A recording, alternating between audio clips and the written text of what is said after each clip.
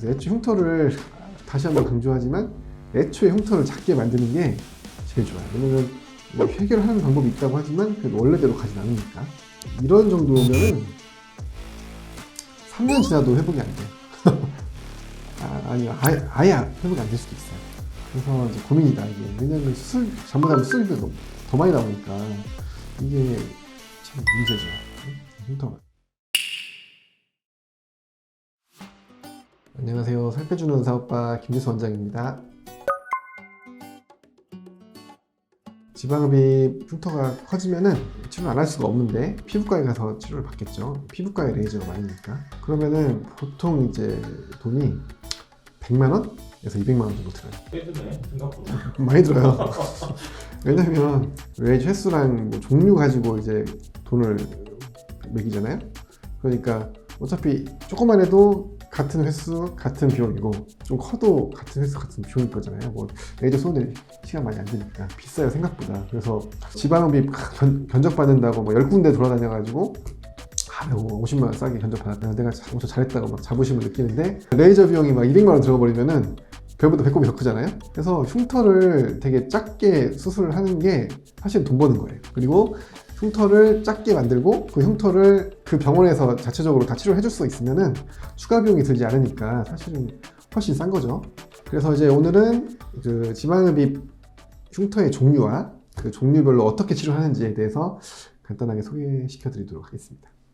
첫 번째 이제 불룩한 형태의 흉터들이 있는데 뭐 켈로이드 들어보셨죠? 켈로이드 또는 이제 비대 흉터인데 켈로이드는 원래 절개한 그 흉터보다 범위를 넘어가서 지렁이처럼 불룩하게 커지는 흉터를 말하는 거예요.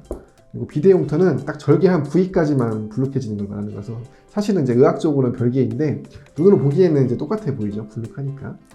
그래서 이런 흉터들은 일단 불룩한 걸 가라앉혀 줘야 되는데 보통 트리암 주사라고 해서 스테로이드 센 주사가 있는데 그걸 맞춰주면은 잘 가라앉긴 해요. 흉터가 딱딱한 경우가 되게 많아요. 딱딱하고 붉고 막 해서 주사 바늘이 안 들어가는 경우가 되게 많아요. 최근에 나온 논문을 읽어보면은 약간 굵은 바늘로 미리 터널링을 다 해. 약물이 들어갈 길을 만들어 놓고 그 다음에 주사를 하면 훨씬 더 횟수를 줄일 수 있다고 되어 있긴 하거든요.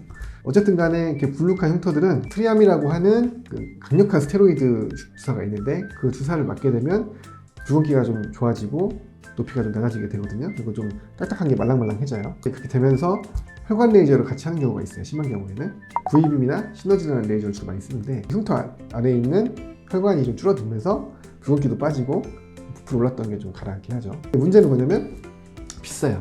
또 3회 정도 하면은 뭐 진짜 싸면 30만 원 아니면 50만 원 이상 받을 수도 있거든요. 시너지나 뭐 V빔 같은 혈관 레이저를 하면서 메가또 같은 프락셀 레이저를 같이 해주기도 합니다. 두 번째, 이제 결이 안 맞는 경우예요. 화상 흉터 아시잖아요?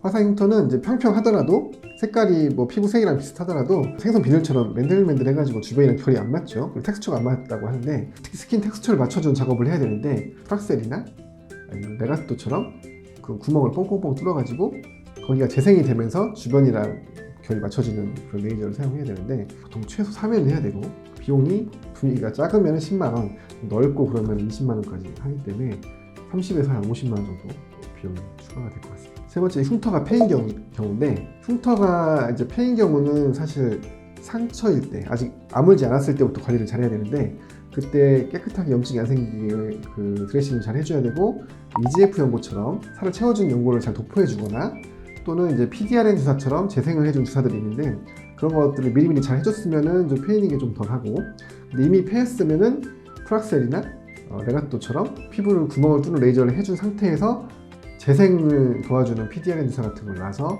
채워 올리는 경우가 되게 많습니다.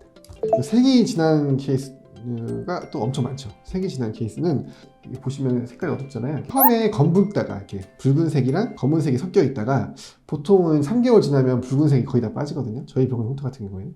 그러면 어두운 색만 남겠죠. 그럼 어두운 색은 색소 레이저를 해주면 돼요. 검은색을 없애주는 레이저가 있는데 뭐 토닝 레이저, 뭐 피코 레이저, 뭐 알렉산드라이트 레이저 이렇게 검은색을 타겟으로 한 레이저들이 있는데 그 레이저들을 해주게 되면은 검은색은 어차피 빠지게 돼 있어요.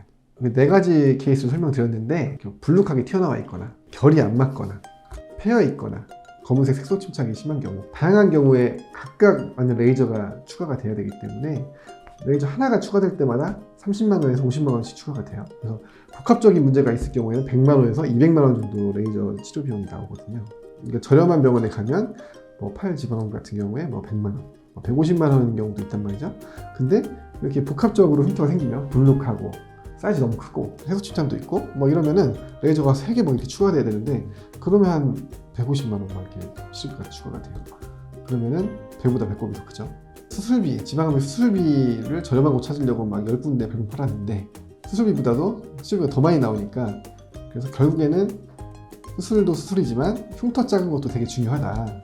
저희 병원처럼 흉터가 작은 병원을 선택하게 되면 흉터 치료비를 100만 원에서 200만 원 정도 절약할 수 있기 때문에 돈을 버는 거겠죠.